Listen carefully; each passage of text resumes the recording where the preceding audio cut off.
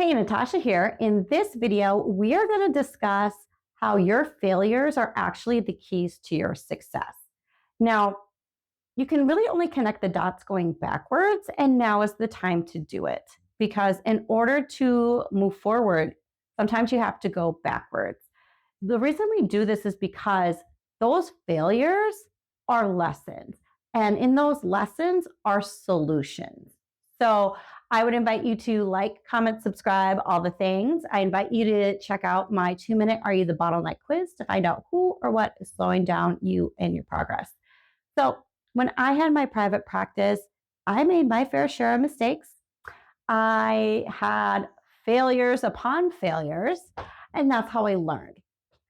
I was at one point just barely keeping my head above water, and hindsight being 2020, I really missed a crucial step when I was at that point in my business where I didn't go back and reassess my business, like things that worked and what wasn't working, what I liked and what I didn't like. And before I knew it, I had all these different things going in my business, and I looked up and I didn't even recognize my business or myself for that matter. Like nothing made sense anymore. And it just seemed like a big heaping pile of a hot mess. So had I done that and gone back and taken a look and reassessed, I could have made it more enjoyable for myself and easier on myself. And ultimately, I could have made that business more aligned. So I want you to ask yourself, what perceived failures have I encountered on my entrepreneurial journey so far? And of those, what are the lessons that I learned?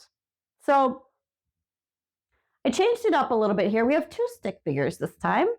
One is you and one is her. So the idea here is we're going to go backwards and connect these dots. Again, this is going to be pretty general because everybody's experiences are completely different, but I want you to reflect on those questions and kind of sift this out for yourself. But the idea is that you are closing this gap between you and her, that CEO version of yourself.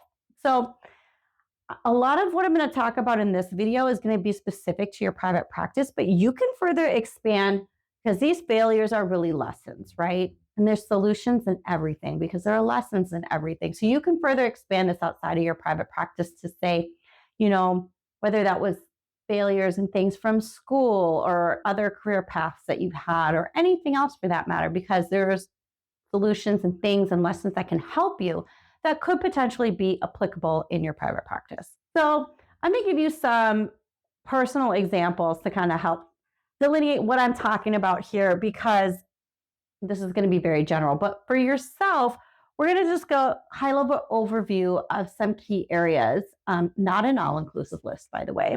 But we're going to start with operations. That, of course, can be your calendar. I don't think I can do a video without mentioning your calendar analytics. What crash and burn failures have you seen there? What isn't working? And what lessons did you learn based off of, was it failure to plan and launch? Was it failure to market? Was it failure to reach a revenue goal?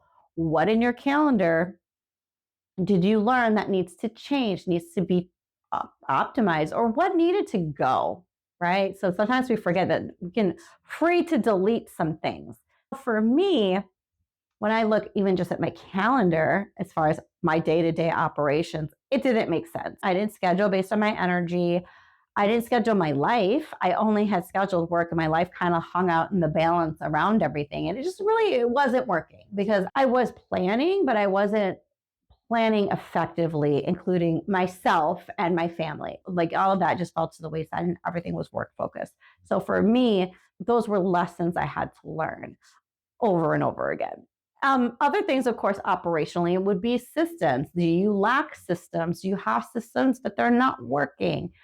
What have you learned? Because maybe you tried to hire someone on and then that person couldn't execute anything because your systems were incomplete, or they didn't make sense, or you didn't have SOPs in place, therefore your new hire couldn't help you and it actually created more work for you than you even intended, which defeated the purpose of hiring somebody in the first place. Or maybe you wanted to automate things, but then you couldn't figure out how to start. What lessons could you learn there? Doing your due diligence, doing some research, doing some free trials of some different software so you could figure out what works for you or what could be integrated maybe with platforms and systems and software that you already have. You have to think about what failures to launch is what always comes up to me. And when we fail to launch, it's because we failed to plan. So a lot of operational failures, I know for me personally, was because I failed to plan. I didn't plan effectively, or I allotted too much time or not enough time. So my lessons were, figuring out how long I should put aside to do certain tasks, especially for bigger projects. And I really struggled with then segmenting or breaking things down into smaller chunks. And I would put aside time blocks, but then I would lump literally this entire project into a 2-hour time block and then wonder why I felt so discouraged and frustrated that I didn't get it all done. Well, I didn't plan very well for that. So there were a lot of things operationally in my private practice that were not working because of failures to plan. So other things could be if you have team members and maybe you had some failures with payroll. Why was that? What happened? Is it you forgot to do payroll, so that was a calendar issue, or you had a software glitch, or the checks, if you still do that and the checks didn't make it in the mail, then you had to pay to have it replaced, like all these things. So what were lessons that you learned that you can then implement? I'm using smaller examples, but you can of course make them into some bigger things that might be happening in your business because it'll be just as effective. But you really want to pull back and what were the main takeaways? Because again, those are the keys to your success. Those are all solutions. These are all going to help you to expand, scale, and thrive. Now, also, if you are looking to outsource and delegate, have you tried that? And did you have any failures with that? If so, what were they? Did you hire on someone and they just weren't a good fit? Or did you hire someone and it became too expensive and you didn't allot for enough funds to have that person there for you? Couldn't keep it. So what were those things and why? So maybe it was truly an underlying thing was a bookkeeping issue. And then of that, what did you learn? What did you change so that that didn't happen again? Did you hire a bookkeeper? Do you have an accountant that does your books? Things like that. So these are, again, smaller examples, a lot of them because everybody's going to have different failures that they've had at different degrees. So the next is high level category is services. So this can be broken down a few different ways. I'm just going to kind of do 2 or 3 main ones, which would be, issues with, say, if you're credentialed with different insurances. And so what failures, I smile because I feel like there's so many potential problems and issues. I know with me, I credentialed myself, and that was a very tedious, time consuming process because I didn't know what I was doing.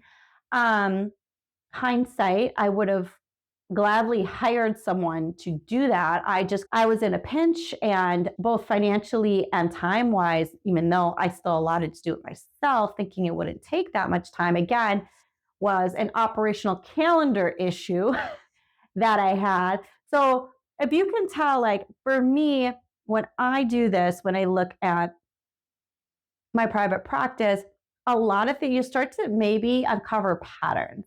Okay.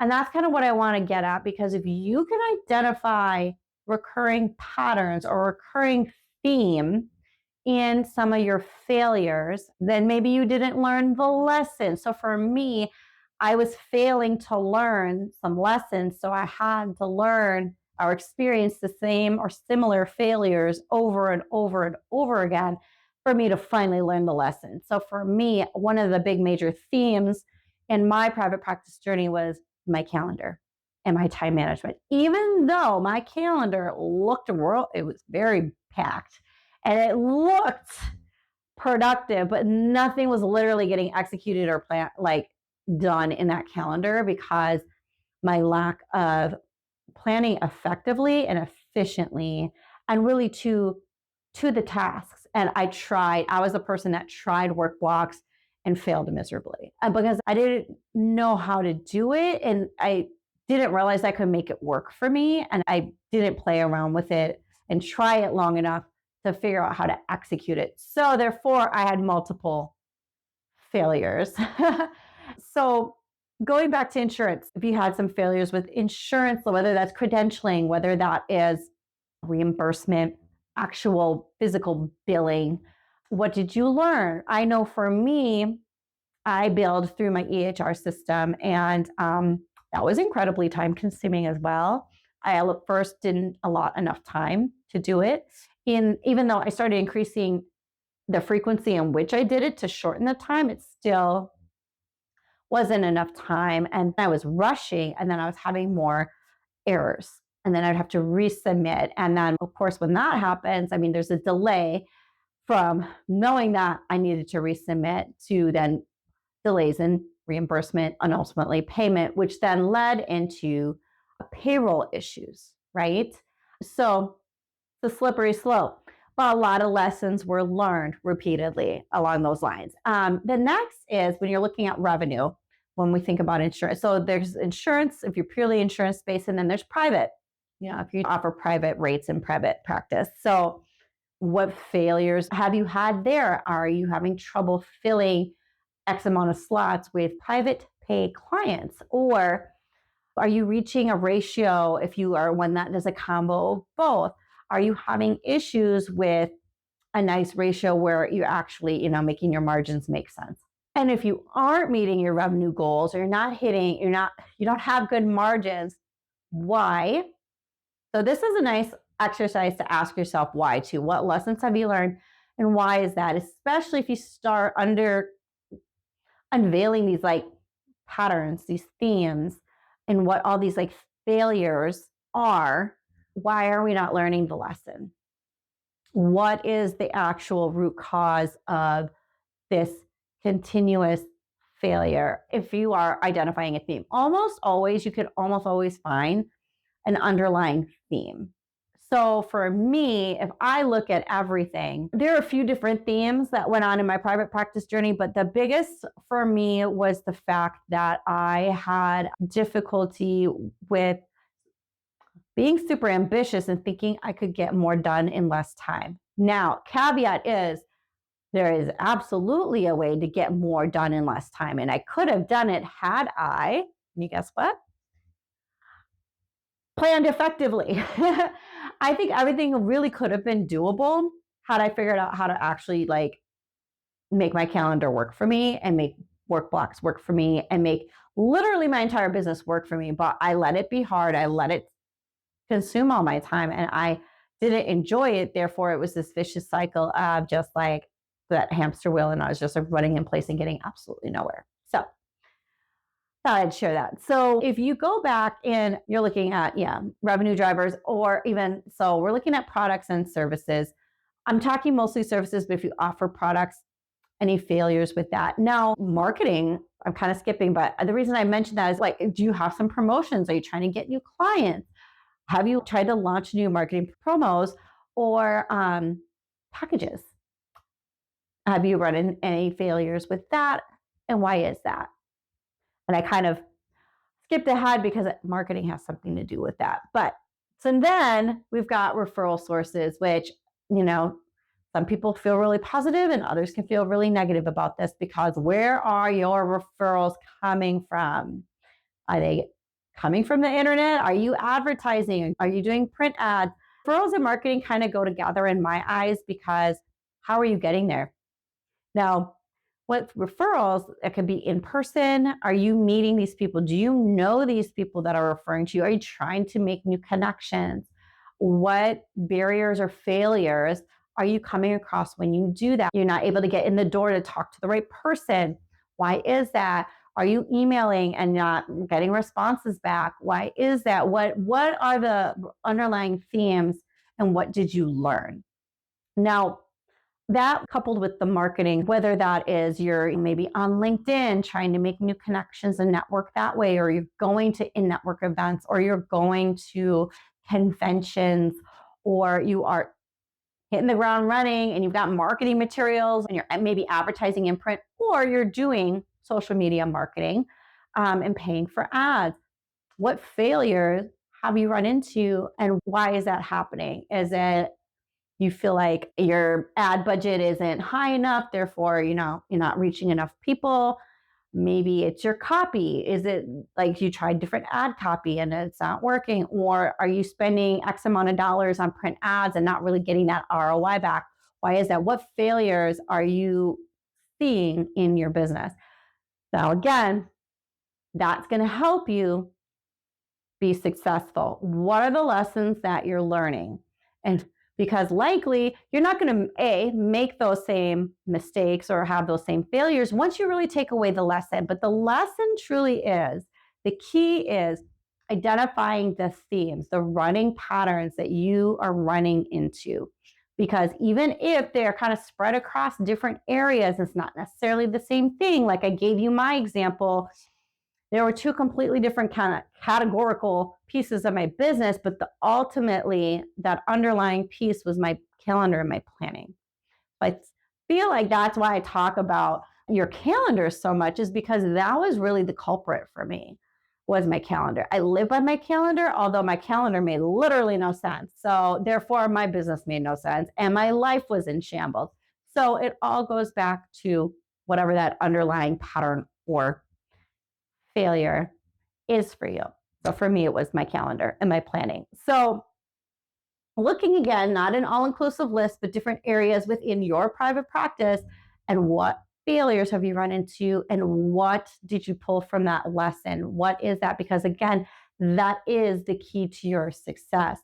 Now, like I mentioned before, you can only connect the dots going backwards, but what you need to do is you need to reassess your journey so far from the very beginning up until yesterday.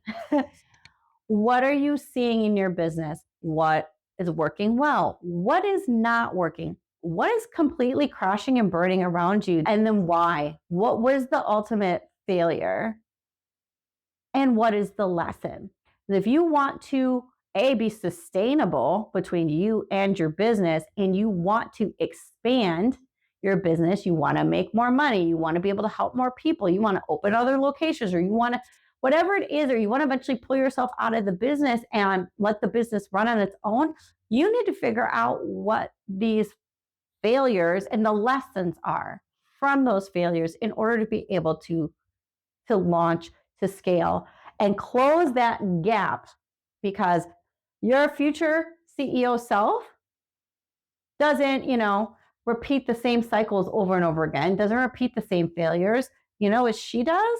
She learns and she moves on. She executes. She makes the changes. She adjusts and she moves on. And she doesn't make the same mistake or failure twice, because she has learned and she adjusts. She hires out. She delegates. She does the things, and she is strategic because she thinks outside of the box and she knows what to do. So you're closing the gap between you and her. Take what you've learned, take what you've gained, and know where it is that you want to go, and then make it happen. But you have to make sure that you've learned the lessons first, because the lessons are the keys to your success. So thank you for being here. Like, comment, subscribe, all the things. Feel free to check out my baby, my podcast, The Fear Chronicles, False Evidence Appearing Real. It's all things mindset strategies for private practice owners. And I will see you in my next video.